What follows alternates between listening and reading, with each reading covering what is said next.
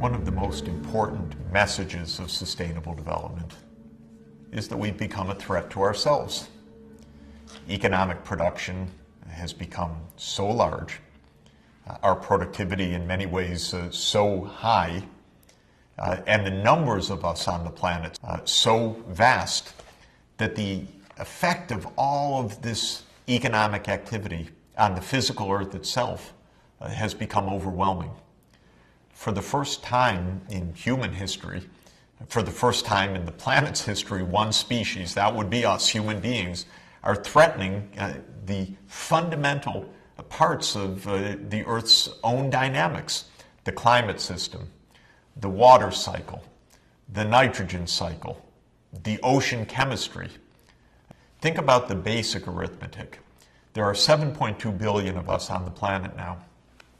On average, each individual is producing around $12,000 of output per year, or a rough number averaged over the whole year. But with 7.2 billion people, an average of $12,000 per person, it means that the world economy as a whole has an output of between 80 and 90 trillion dollars per year, many times larger than ever in the past and continuing to expand rapidly. And the result of all of that, in the water we're using, the energy that we're burning, the land that is being devoted to feeding the planet, the chemicals that are produced, and the pollution that results from that, poisoning the air and the waterways, is leading to an unprecedented environmental crisis. One of the things that's notable about this crisis is that it's felt by rich and poor alike. Have a look at my own city, swimming for survival during the superstorm that we experienced in October and November 2012, what we called Hurricane Sandy. But halfway around the world, same year, Beijing experienced massive flooding. Or take a look at Bangkok in the astounding floods of October 2011. Again, a major world city underwater, deluged by unprecedented rains. And as in all of these cases, a huge setback for the economy, loss of life, massive loss of property, billions or tens of billions of dollars of damage, and an unsettled global economy because a disruption in one part of the world, in a world of interconnected production, of supply chains that stretch across the world, mean that a flood in Bangkok can disrupt automobile production or computer production all over the world because of components or factories that can't get to market during these disasters. The kinds of disasters that are being felt are varied, but what is clear is that they're rising in number. What we call hydrometeorological shocks or disasters, water and weather related, whether it's deluges, extreme storms, hurricanes and typhoons of huge impact, storm surges and floods as swept over Manhattan or Beijing or Bangkok, massive droughts that lead to the remarkable and shocking phenomenon you see here of terrible forest fires that spread across the American West in 2012. These kinds of varied storms, shocks, heat waves, droughts, floods have become the new normal for the world. In fact, it's part of a world that is so new and so stark that the scientists, notably the geologists, have given our age even a new name. They call it the Anthropocene, a new word that comes from its Greek roots, anthropos and scene. Anthropos meaning human, scene meaning epoch or age of the earth.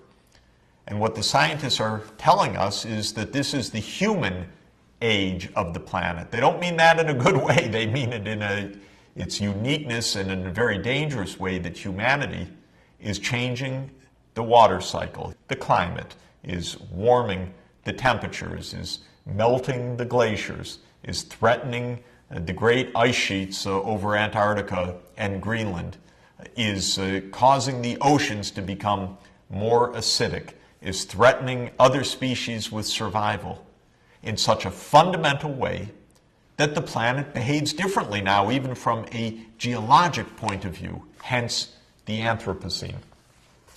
One of the main drivers of these changes is humanity's massive use of coal, oil, and natural gas, three energy sources we call fossil fuels.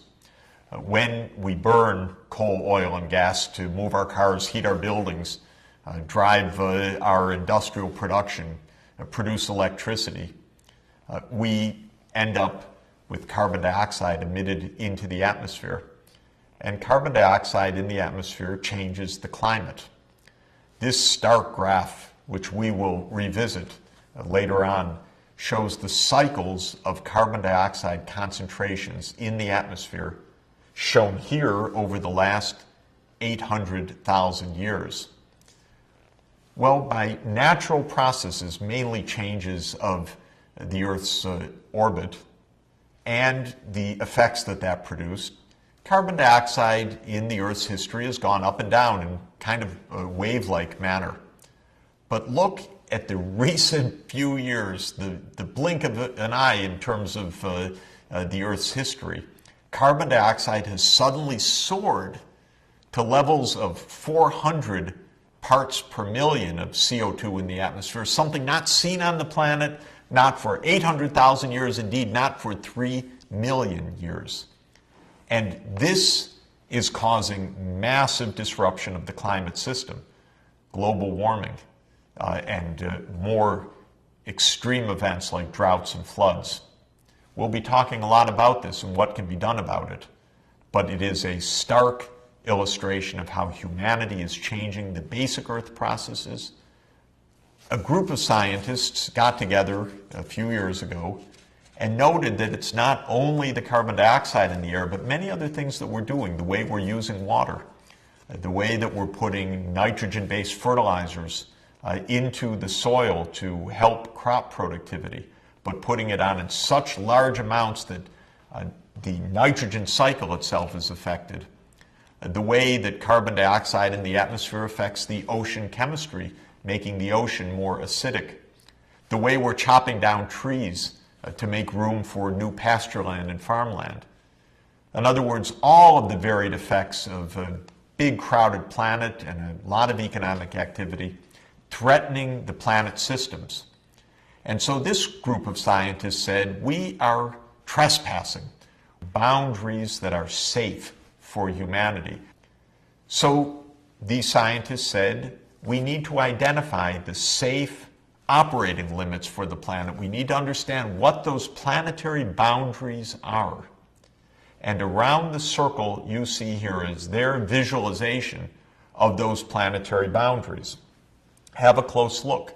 Climate change, ocean acidification, ozone depletion, the nitrogen cycle, the phosphorus cycle, global fresh water use, changes in land use, loss of biodiversity, driving other species to extinction, that is, aerosol loading, the particles we're putting into the atmosphere through industrial processes, and chemical pollution, poisoning air and waterways.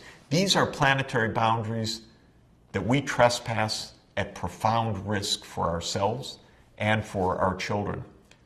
A core goal of the science of sustainable development is to understand these risks and, most importantly, to determine what we can do so that we stay within the safe operating limits of humanity.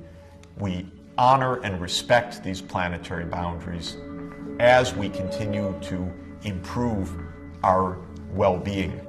It's the combination of economic prosperity, social inclusion, ending poverty, and ensuring environmental sustainability that is the holistic objective of sustainable development.